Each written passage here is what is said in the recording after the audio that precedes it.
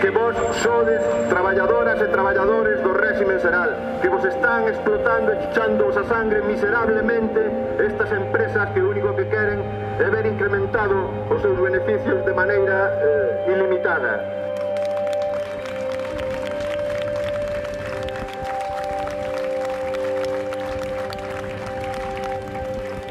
Recordarvos que coa ciga na rúa a loita continúa. Grazas a todos por vir, a todas tamén, e ánimo! Eu botei nesta empresa 19 anos como autónoma. Sen dereitos, sen paros, sen vacacións, se te puñas enferma, o que levabas para a túa casa eran 300 euros. Vimos que as condicións laborais eran penosas, despediran a moitos compañeiros fai 1 ou 2 anos. Nos démonos conta nunha reunión que tivéramos entre varios compañeiros de que éramos falsos autónomos. Claro, e daba igual que levaras 5 anos, que levaras 20, daba igual, claro. Os dereitos dos traballadores aquí non se recoñecen. Os ritmos exagerados, non había un plan de rotación, non había nada, faltaba xente, tiñas que facer a línea, se era unha línea de 10 personas, faltaban 2, pois tiñas que facer igual entre os 8. Empezas a ter problemas de músculos, non sabes realmente canto che van a pagar a hora, despois o teu encargado chegaba, che decía, pois non che podo dar un volante para ir ao médico porque a ti non che pertenece ir á mutua.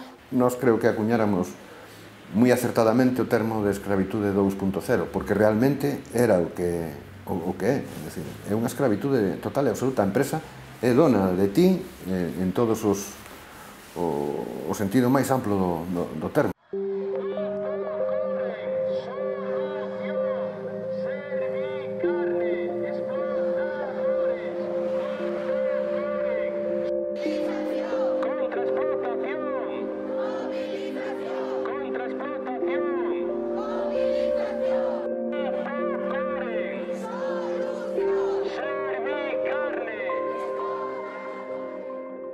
Vamos a ver, todo empezou cando nos empezamos a ter representación en Frigolouro e empezamos a dar conta do que era a problemática dos falsos autónomos, das condicións en que estaba traballando toda esta xente. Ao principio tuvemos algunha reunión coa empresa, pero a empresa non nos fixo ni caso.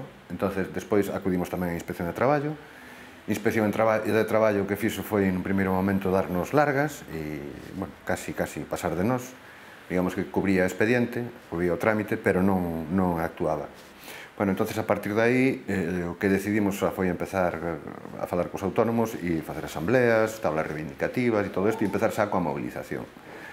Bueno, a raíz dese conflicto, a empresa tamén endureceu por unha banda as súas medidas, chegou incluso no Nadal do 2017 a non pagarlle a paga extra a toda a plantilla, amenazándoas con que ou a CIGA paraba as movilizacións ou senón non abonaba a paga extra. Nós, cando empezamos coas movilizacións, pois ao pouco tempo empezaron a atacarnos e a mesma empresa, claro, non quería as movilizacións. Entonces, que pasa? Que unha vez que a CIGA lle empezou a facer unhas manifestacións grandes, ir a Ourense, moverse por aí, unha cousa que non estaban acostumbrados hasta entón, pois tomaron cartas o asunto con nós.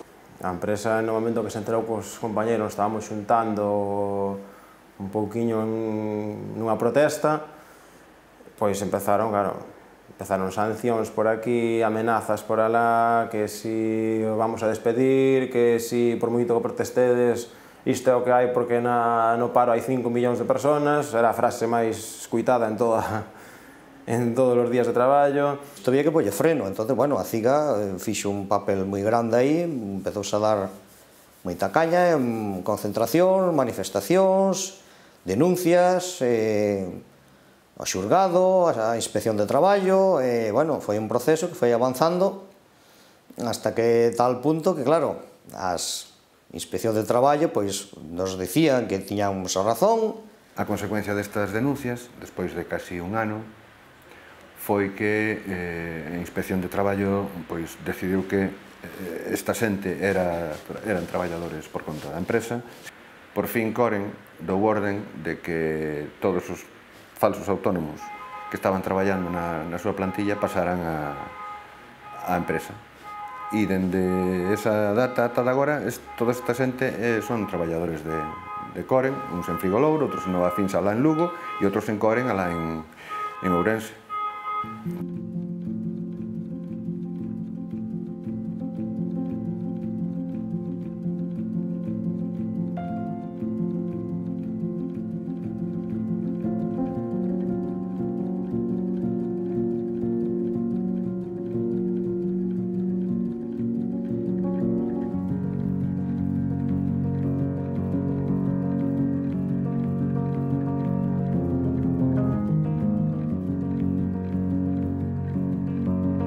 Automáticamente, de un día para outro, na mesma empresa, entrando na mesma fábrica a traballar, co mesmo horario, da mesma maneira, facendo o mesmo traballo, me refiero, con as condicións totalmente diferentes.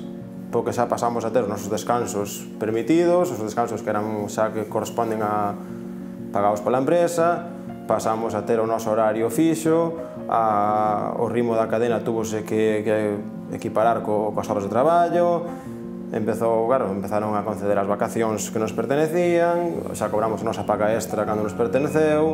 Estou de vacacións, o sea, sei o que é estar de vacacións e estar cobrando, sin ter que chegar e dicir, voume de vacacións e non vou a cobrar, o sea, sí, necesito un descanso porque o meu corpo mo está pedindo, pero claro, chegas e dices ti, e como vou afrontar este mes? Estou de maternidade, teño uns dereitos, quero pedir unha reducción de xornada, tamén os teño. Pois é unha maravilla, a verdade que os cambios foron para moito mellores. Creo que